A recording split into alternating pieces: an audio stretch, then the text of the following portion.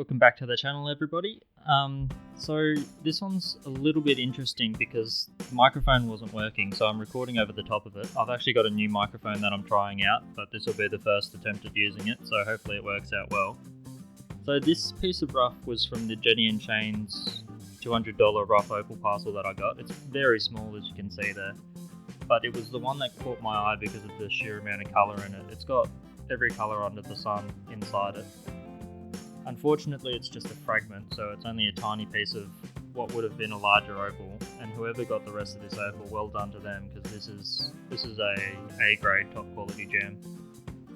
Just looking at the texture marks here, so that's how it was when it came to me. You saw that when I unboxed the parcel itself. Had a bit of a giggle at it. You can see there's a lot of fracture marks there on the front. Opal fractures a lot like that. That's the kind of pattern you expect to see if it's just a shattering. It's basically like glass and it breaks like glass.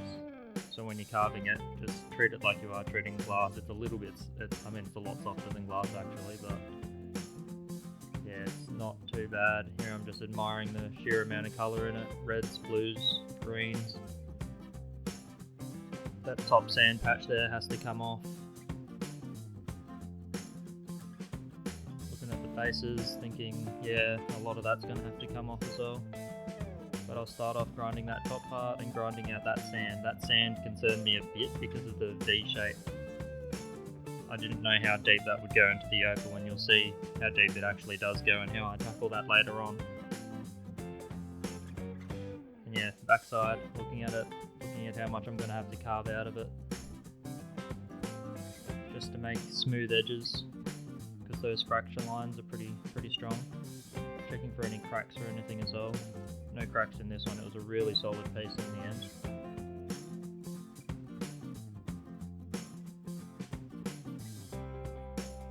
Just having a bit of a rub around, just feeling the surface, working out how deep I have to go into the face, how much colour I'm going to lose. I'm looking at that bottom edge as well and thinking that that's missing a little bit of colour, so that's not the best, but it's how it is when you get a fragment. And the basic idea is on this, try not to lose as much weight as possible. And that's where carving comes in. I couldn't cab this, but I can sure carve it. Alright, I think we'll actually record this one a little bit. I might have a few things to say as we go along because it's a bit of an interesting one. So here he is. Of course this camera's the one that can't zoom or anything, so it's about as good as it gets. But yeah, basically we're going to take off this, start playing around with this, clean up a few edges.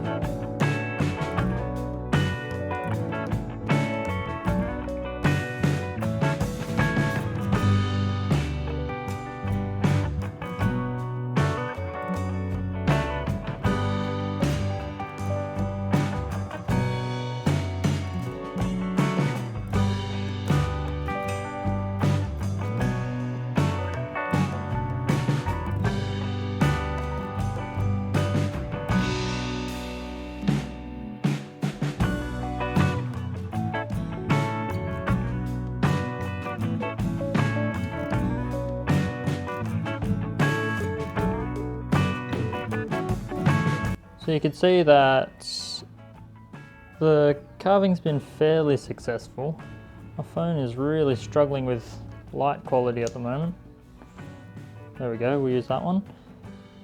So I was right in saying that that could just be a wedge of sand between two separate bits. So we have got this weird mouth opening kind of piece on this opal, which is unfortunate, but at the same time I'm going to try to keep as many carrots here as possible. It's just going to be a weird shape. Maybe I can turn it into something later on, but for now we'll just grind down and keep as much as possible. Taking off a lot of the top here, still some inclusions. We're just about to break through to the colour bar though, so I stop so I can go to a finer bit. Same with the bottom. I haven't gone for the textures with this coarse bit because it's just going to cause too many cutting marks that I'm going to have to get out later on. So I'm going to go with a really fine bit, one of the Nova tips on that one, I think. One of the Nova points, because I don't want to lose any of what you're seeing just there. It's really good colour. So the issue with something like this is I'm going to now need to go to a sharper, smaller, thinner bit, and I'm going to clean out all this sand. But the problem will be that I don't have anything that can polish inside that area. I mean, for comparison's sake, this is the standard size for my Nova tips, and there's no way I'm going to get in there. So that little section in there is going to be really hard. I'm probably going to use a toothpick and some cerium oxide just to try to get some sort of cleaning going in there, but the toothpick is really the only thing that's going to be able to get into that finer point. So that's why you don't want any kind of sharp edges, because you're not going to be able to get your bits in there to polish it off. But it is what it is. I don't want to lose either this top or bottom, depending on which way you go for it. Could turn it into a lizard head maybe, but I don't know. It's just one of those things when you're carving away and you just want to keep as much of this opal as possible. We're just going to end up with a really weird shape on this one, but I'm alright with that. So yeah, I'm going to go ahead and carve it a little bit more, and then we'll have a look at what we've got and just polish it away. Wow, this one's been a lot of fun. So let's have a look at it. We've carved it and it has come up as an absolute super piece of opal. It's got every colour. It's one of those just multicoloured beasts of a stone. Bottom side's got a whole heap of blue that overtakes everything, but every now and then you can get just the fire come through. Look at the top, and the top's my favourite just because it's got everything. And we've carved it in such a way that it looks exactly like it would be in the ground, just with the sand removed. There's a little spot over there that I need to just dust off. Can't get to him. But this is exactly how it was with that sand splitting the stone a little bit. We've managed to clean it off. The toothpick got in there and polished it up really well with the cerium. I also had some small soft tips that could just get in most of it, but not all of it, so the toothpick had to go deep. And you can see there that it hasn't got an absolute mirror finish on it. It's still got that frosted look, so I might work on that a little bit more later. But for now, I'm happy to call it quits at this point. I've spent a fair bit of time on this because of its unusual alien-like shape. Kind of looks a bit like a tooth at the right angle. But yeah, it's come up really well.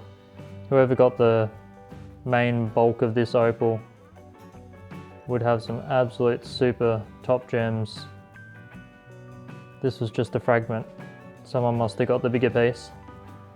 But yeah, that'll do us. That's a much more successful piece than our previous few up on the channel. So yeah, I'm quite happy. It was about time we had a good one.